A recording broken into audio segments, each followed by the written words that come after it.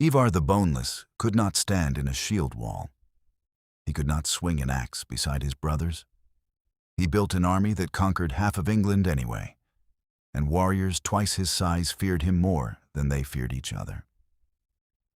This video will teach you how a specific kind of disadvantage forces a rarer, more dangerous form of power to develop in its place. The same shift that made Ivar more feared than any man who could actually fight him. If you find this channel interesting, hit subscribe. Let's get into it. Historical sources describe Ivar's condition in different ways, but they largely agree on the outcome. He could not fight hand to hand the way his brothers and nearly every other Viking leader of his era built their entire reputation around. In a warrior culture where physical dominance was the primary currency of respect, Ivar was excluded from the one path almost everyone else used to acquire power. Here is the first thing worth sitting with, and it should reframe how you think about constraint generally. When the obvious path to something is closed off to you, most people experience that as pure loss. Ivar's actual response, whether by conscious choice or simple necessity, was to abandon competing on the terrain where he had already lost and build an entirely different kind of leverage instead. He became, by every surviving account, the primary strategic mind behind the great heathen army, a coalition of Viking forces that invaded and conquered large portions of England, including the fall of Northumbria and York.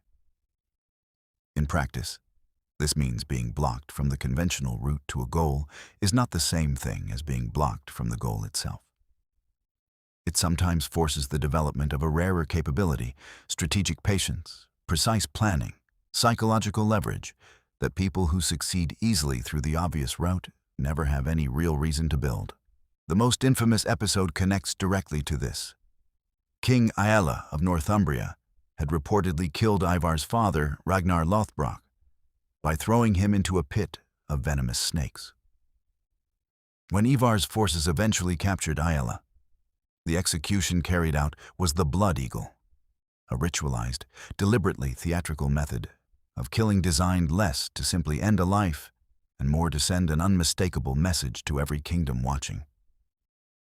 Here is the second thing, and it is the part that should genuinely unsettle you. Ivar did not need to be the strongest man in the room to make that execution happen.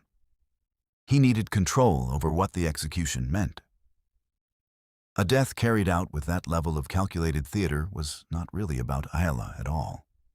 It was a message broadcast to every future enemy who might consider Ivar an easy target because he could not personally overpower them.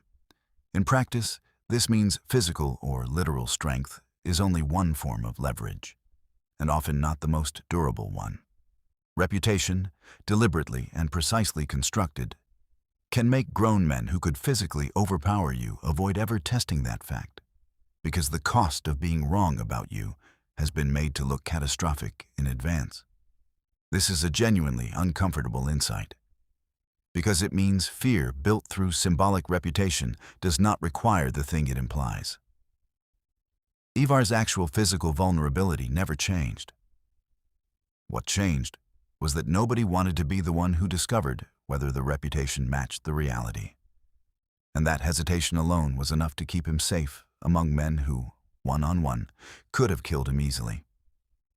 Ivar went on to become a king in Ireland, ruling Dublin, one of the most valuable Viking territories in existence, not by ever winning a physical contest, but by consistently controlling how every contest was framed before it began. He is recorded as having died of illness, in power, an ending almost none of his physically dominant contemporaries were fortunate enough to receive. So here is the question worth sitting with.